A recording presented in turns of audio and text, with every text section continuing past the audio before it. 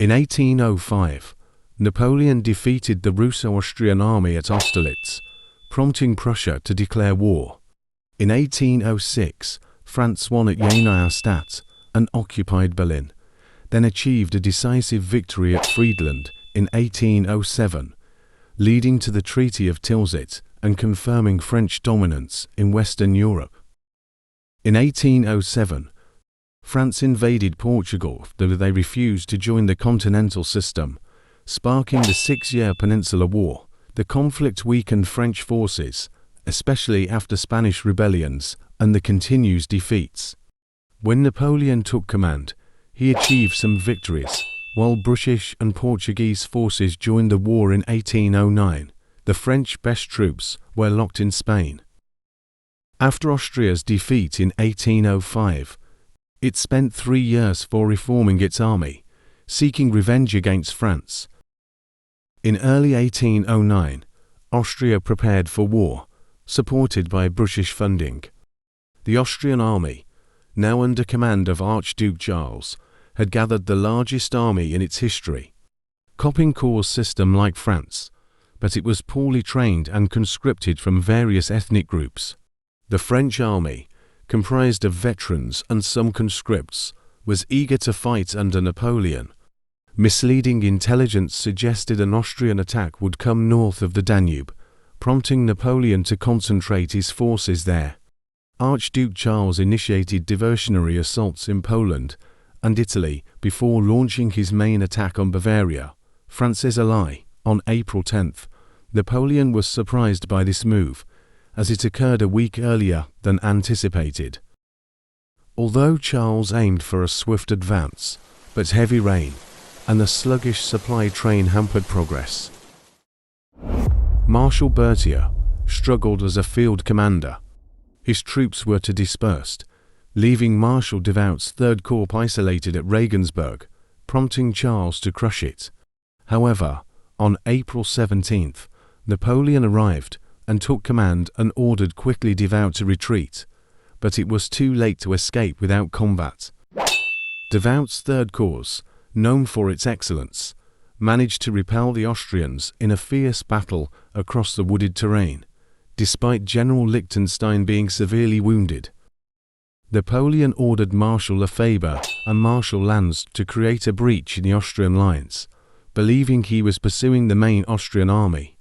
He marched towards Landshut, where he achieved a hard-fought victory.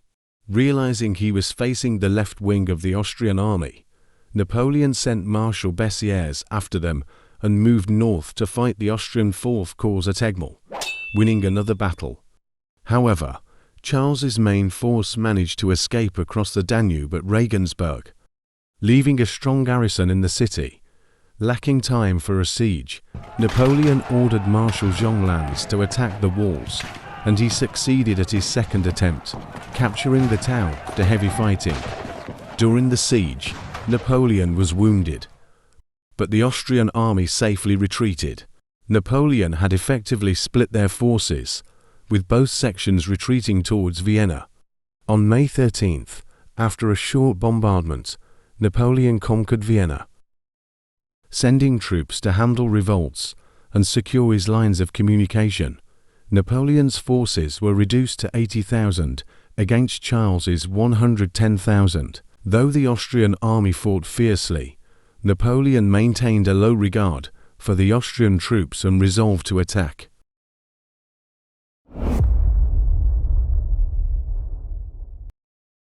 On May 21st, French engineers swiftly constructed bridges across the Danube, allowing French troops to begin crossing. By noon the next day, Napoleon had deployed most of Massena's Fourth Corps and cavalry to secure the villages of Aspern-Essling. Anticipating that the Austrians would retreat again, Napoleon was caught off guard by reports that the entire Austrian army was advancing in 5 columns. The situation worsened as the Austrians sent heavy barges and obstacles downstream to destroy the French bridges, cutting off Napoleon's supply route 4 hours and delaying reinforcements and ammunition. The battle erupted around 2 p.m. when the Austrian first column attacked Aspern. Surrounding the village, General Melita's French garrison fought fiercely, but suffered heavy casualties.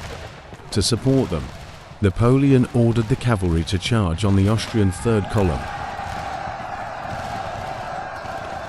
But the infantry held on. By 6 p.m., Archduke Charles directed the second column to seize Aspern, personally encouraging his troops. After intense fighting, the Austrians captured the village, prompting Napoleon to send reinforcements. Concurrently, the Austrian fourth column attacked Essling, where Marshal Lannes was there.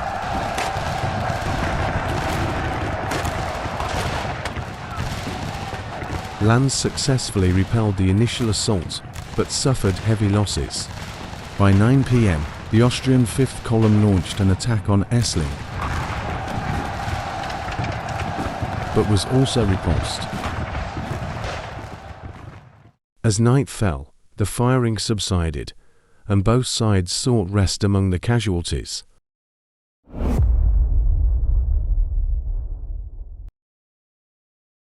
Overnight, the Second Corps and Imperial Guard crossed the Danube, bolstering Napoleon's forces to 80,000 and 150 guns.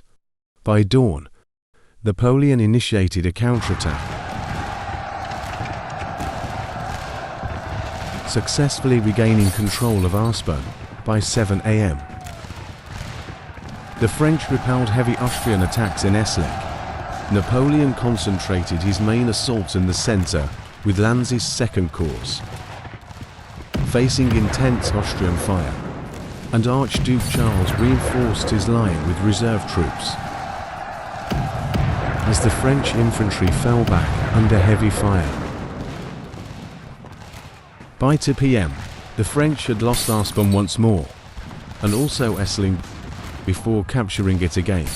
Napoleon ordered the cavalry to charge on the Austrians, and finally Napoleon ordered a retreat at 4 p.m. to preserve his remaining forces. Archduke Charles, although having suffered significant losses, so he did not pursue the French. In the battle's final moments, Marshal Lannes was gravely wounded by a cannonball and later died, marking a profound loss for Napoleon.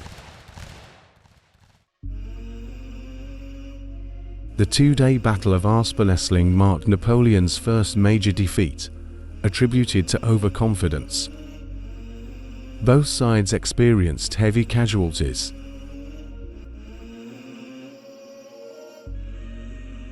In the wake of this defeat, Napoleon began planning his revenge.